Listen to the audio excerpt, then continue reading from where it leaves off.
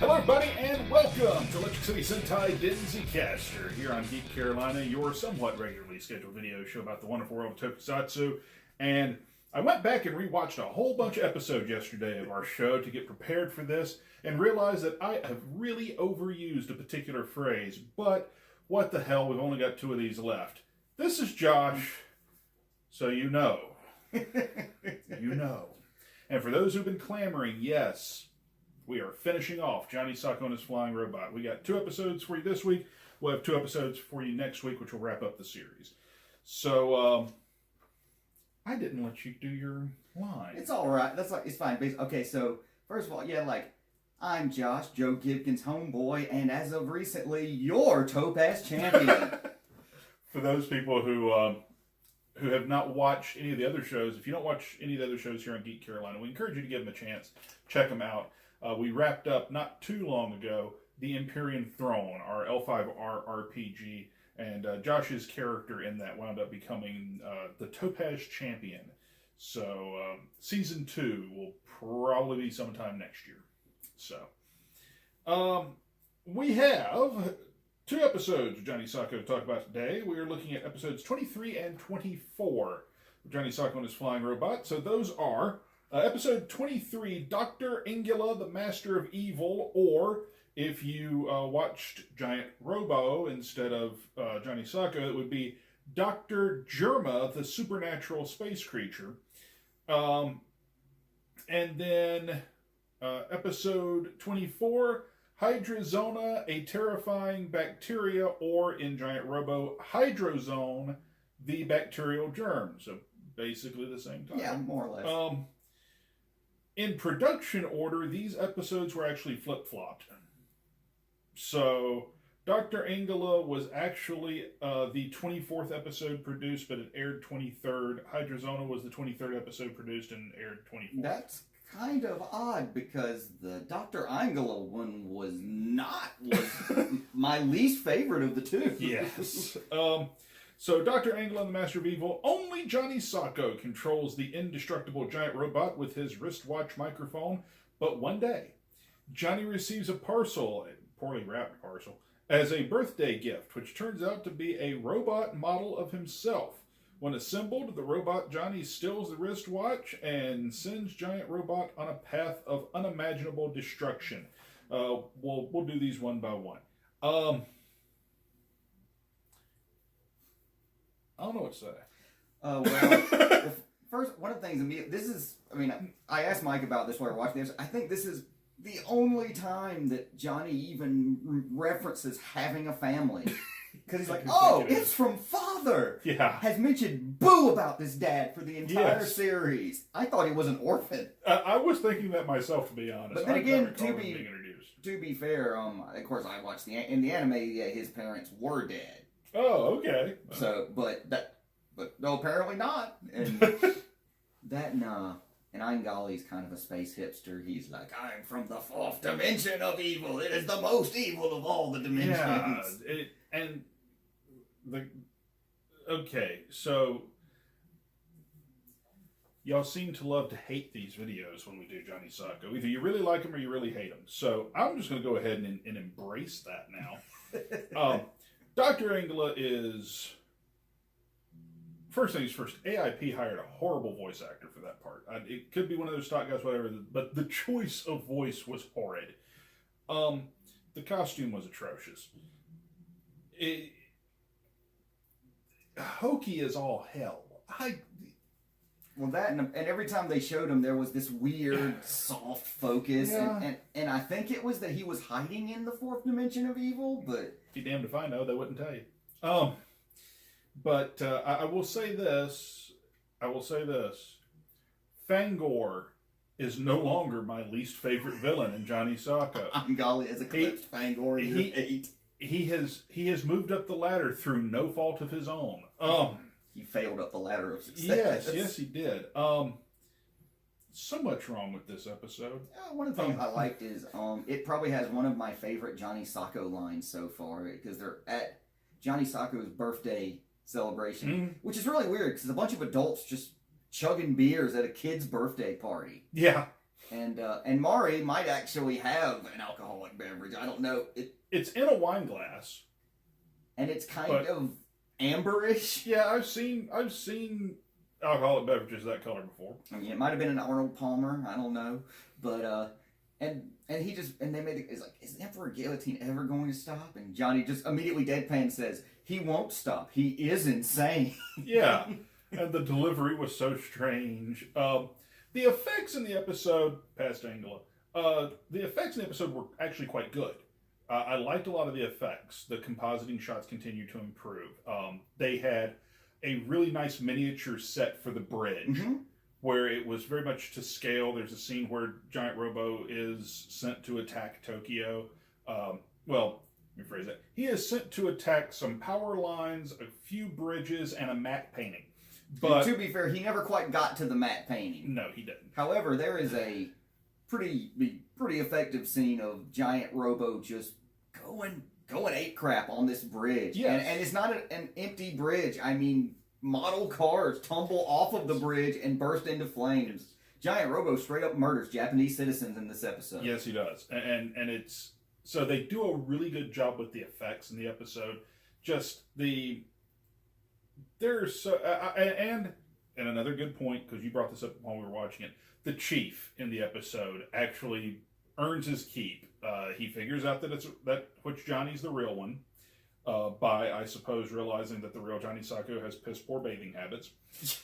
Yeah, because he's like, oh yes, I noticed, because there's a dirt mark on Johnny's wrist that's the outline of a watch. Yeah, or he never takes the watch off. But nevertheless, he figures out which Johnny's the real one. He figures out the plan. He's the one who figures out, okay, we're going, the anti-adhesive, the effect. Android Johnny is so stupid to me in this episode. He's made out of foam, like styrofoam, painted up. This is where I would have gotten suspicious. My dad, who hopefully does not know what I'm doing, is going to send me a robot model of myself, pre-painted in a unicorn uniform, complete with my badge, in my likeness. I'm sorry, that was not a good episode. I would think, yeah, I mean, you would think if he was sending his kid a robot, it would have been like, you can dress him however you want. Yeah. So, any other thoughts on that episode? Let's see. Actually, the thing at the, however, kudos to the unicorn gang at the end of this one. There's this shot at the end where, where they have the moment where Giant Robo, as I call him, Nega Johnny, is like, Giant Robot, throw the car. And Johnny's like, Robot, no! And he looks, and he pauses, and it's very tense. And he throws the truck at the Gargoyle gang. And there's this explosion, and you see all these gargoyles just going, ah! And I was like, okay, that's the bet. With the flaming car behind them and burning up in a fire. So, not too bad in that regard. By the way, officially, the monster in this episode is listed as Android U7. So, this is one of the few episodes that does not reuse a monster, because it reuses Johnny. I would argue that Giant Robo is the giant monster of this episode. Well, but it's because he's following the orders of Evil Johnny.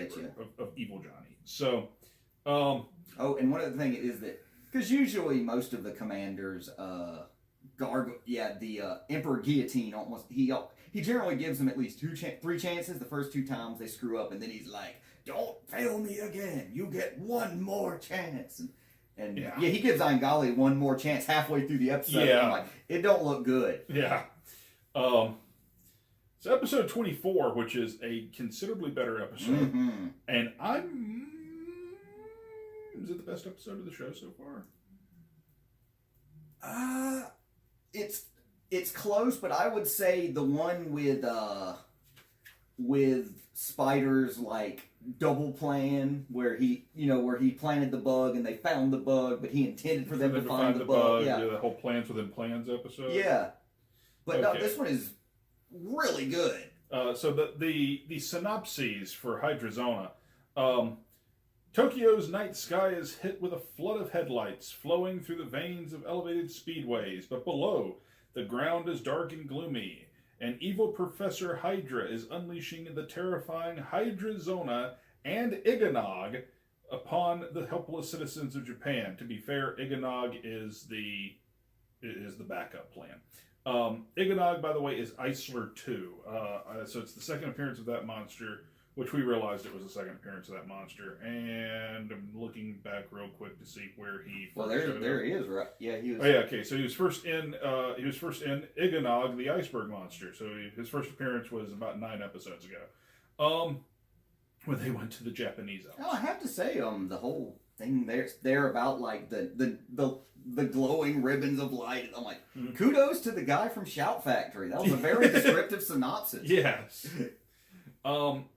So this episode probably does the best with the effects of just doing something that looks atmospheric, creepy, and gross. Oh, because the first time you see the Hydrazona, it looks like chum. Mm-hmm. It, at the very worst, chili that's gone to seed. Like, it looks bad. And we're not saying, and when you say, chili that's gone off, we're not saying this in a bad way. I mean, it's meant to look like a corrosive substance, and it looks like a liquid that has picked up all these elements that it's eating through along the way. They're like, and then later on, of course, for certain enclosed spaces, they don't use the chunky salsa effect. It's thin, but it's smoking. When some unicorn agents step in it, there's a neat effect where it actually looks like the soles of their shoes are being dissolved by the bacteria. I'll bet you that was probably something like maybe food coloring or wet paint that was on the shoes that matched the color of the soles or something like that. Visually, this episode is tremendous. The villain of the episode, Professor Hydra, or as Josh referred to him, Japanese Two-Face. Pretty good. Pretty great villain, honestly. I would like to have seen him stuck around. For the record, these are both one and done big bads for these episodes. But I got the feeling that I know we haven't watched the last 2 episodes yet, but I imagine the next 2 episodes are probably going right into the finale of the series. I imagine Guillotine's probably going to be the main villain of the next 2 episodes. One would imagine. One thing in this episode, first things first, I will get my very few dislikes out of the way quickly. And it's really only one. And it encompasses both episodes. Captain Incompetence has struck again. Jerry Mono is stunningly incompetent in this episode. Yeah, in both. But to me, it's harder when he's incompetent in a good episode. When it's a good episode, when everybody seems to be on the ball and Johnny's incompetent, I'm like, this makes me think that even the writers didn't like Jerry Mono. Mm-hmm. Whereas if it's a bad episode, you just kind of say, it's a bad episode. They're under the suspicion that this airship is going to be attacked. Oh Lord! And like the hydrozoa virus is flowing through the water. You can see it, and Jerry sees some dead rats. He's like, "Oh, it was just a rat." Yeah. And there's like multiple dead rats. There's rats and frogs floating on the top of the water, and you can see the water's discolored. Oh, that's nothing. That's what I give credit. This pretty cool. It's pretty cool, like pulp sciencey. They have an airship, and they're like, we're launching the airship, and then it gets inside the ship, and everyone's happy. And then you see it fly, and then you see the back of this ship just dissolve. And you see the acid, and then it explodes, and then it pans to the dignitaries, and just the look of horror on. They're just like, oh! They had this marching band.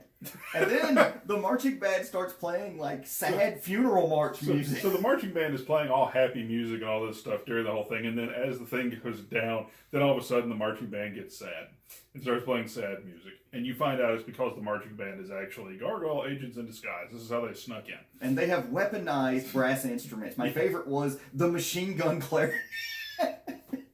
I think, Mike, you made a comment that it went all Batman 66 for a minute. This episode went straight Batman 66 real quick. And not in a bad way. Not in a bad way, but there was a moment that I was sitting there waiting for Adam West to run in with a bomb. I have to say, as far as intros for villains, I mean, like, Professor Hydrox and his thugs, they're chilling in their car, and then they see it dissolve a bridge. Yep. And cars explode. And then some cops, then some unicorn. No, just cops. Yeah, just two cops walk by, and the driver just pulls out a gun, blam blam, and shoots both of the cops down. Not only that, and then and of course the professor's like, leave the bullets. And then of course the chief busts out line, this is a Gargoyle Gang caliber bullet. And I'm like, I didn't realize that Gargoyle guns had a specific caliber, but okay. So there's one part of this episode where Josh immediately called bullshit. So I'm just going to let Josh describe what happens. Because there's a moment where the sentient bacteria, and it's sentient, folks, at this point. I mean, Dr. Hydrox is ordering the bacteria to do stuff. Well, and it's listed here as one of the monsters. So, yeah, Hydrazone. Where it actually gets on the giant robo. You see it dissolve. It's done. And then Johnny summons Giant Robo. Like, but how? How? And then Jerry's like, oh, it's because we had a 10 decoy. Bullshit! Where was it? When did they build this? That might have been very useful in the last episode. Yeah. That is some Mary Sue Rube Goldberg bullshit! Now, I will say this. There was a way out of this. Even if it had been as simple as I say, and for the record, there's no way in hell a 60s show for kids is going to think like this. We accept that, right? Mm-hmm. That they're not going to remember yesterday. But I would have forgiven that moment if they'd have just said, well, it's a good thing we were able to rebuild Calamity just in case something like this happened. I would be okay with that. But they repurpose the GR2. Well, the international giant robo. GR2 was Torzon with the Goofy head. Yeah. Calamity was the one that was never completed, and yet they sent it out anyway. So yeah, the episode itself was fantastic, but you do have there is that head scratcher. Like, really, what? Why? How? When? Were y'all even inclined to think of building one of these things? And I give the Professor Hydrax credit. He's like, it can still work. It can still work. And then Giant Robo just like missiles the hell out of them, like emoliates the bacteria. He immediately is like, screw it, Plan B, Eggnog, go. Yeah. And I have to say that this is where Giant Robo throws Eggnog at the Gargoyle Gang and it falls, and then Eggnog in its dying breath freezes Professor Hydra. So I'm like, man! I was like, I kind of wanted Professor Hydra to survive and be around for the last couple episodes, but alas, no. So the last two episodes we've got of Johnny Sokko and his flying robot are Draculon, the Creature of Doom, or the Space Vampire. And then episode 26, The Last of Emperor Guillotine, which is basically the same title in both languages. The other one was The Last Day of Guillotine. So we only have 2 episodes left, folks, and we will be done with Johnny Sokko and his flying robot. Sweet. So, and next episode may be a little bit longer because Josh and I will give our thoughts on the whole series in total. Now, before we go, I made a trip to the Asian market not that long ago and picked up some more snacks. So we're going to try one. Now, you will see these snacks repeatedly because I'll seal the bags back up somehow and save them so that if they're horrible, we can torture other folks with them. So this, what country was this from? This is from Seoul, Korea. And the company is called Paldo. Their motto is apparently fun and yum. And these are shrimp snacks. You can tell. Crevettes. Well, I think that's just a different language. I'm guessing snack crevettes or something like that. So I'm guessing that's probably a different language for shrimp. If I were to hazard a guess, maybe they kind of look like hot, like real fancy versions of like the Andy Cap hot fries. They do a little bit. I'll hold this up here to the camera so you guys can see exactly what we're fixing to try. And to be fair, I chose this, folks, not knowingly, but I picked a number between 1 and 4, and this is what we got. So. It's in French. That's okay. In French. Wow. It's a Korean product that's marketed for French grocery stores and English language because it's got everything in here in both languages. Maybe they're in Canada. Maybe they sell it in Canada. Because they would be required to do it. All right, and as always, if any of these things, you forget it, gotta get a scent of the scent of the product, like in the bag. Christ, will you not open it? It's rough. This may not be meant to be. Hold on, let me try. Well, I'm trying not to break it down. See, yeah, so. I could get it, but it'd go everywhere. Goodness. Okay, so what we can verify here is that in Korea, the quality of the glue is amazing. Yeah. This is the glue they should have used to put together Android U7. It wouldn't have just up and dissolved. Oh, another thing I didn't like about that episode with the robot Johnny Sokko was the chief had to go, do you have the model glue? Yes. Well, if we used to put it together, you can use it to dissolve it. No, glue doesn't work that way. Okay. This smells like fish food.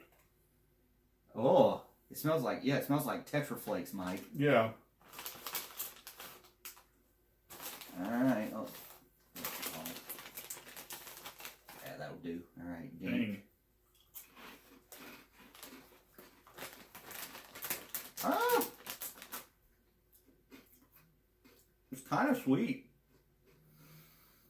Have you got to the finish yet? Yeah. I get the shrimp. I'm gonna try another one of those. Yeah, you can try another one. Hmm. Boy, ain't having another one. I'm not a fan of the finish on this. Hmm. I didn't mind the first one. The second one was worse. Well. If you can imagine. It's briny, it's... The smell of a fish tank that hasn't been cleaned in a while. Yeah. That's the aftertaste this leaves.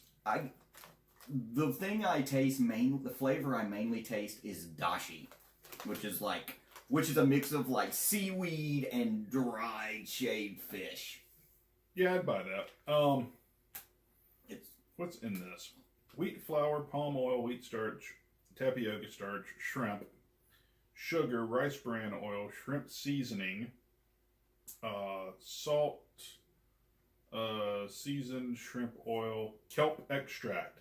Yep, that's what we're tasting. Is the kelp extract. I taste the seaweed. That comes in real strong in the finish. I will try one just to say I did. Oh, and I have to say that the aftertaste, it doesn't go away. It kind of settles. And, That lingers. Oh, We'll be getting others' opinions on this one. So, folks, thank you for joining us. We were going to jump right into the next episode of Johnny Sokko, but we're going to get a drink. I need a palate cleanser. And then... Not for Johnny Sokko, but for that. For this.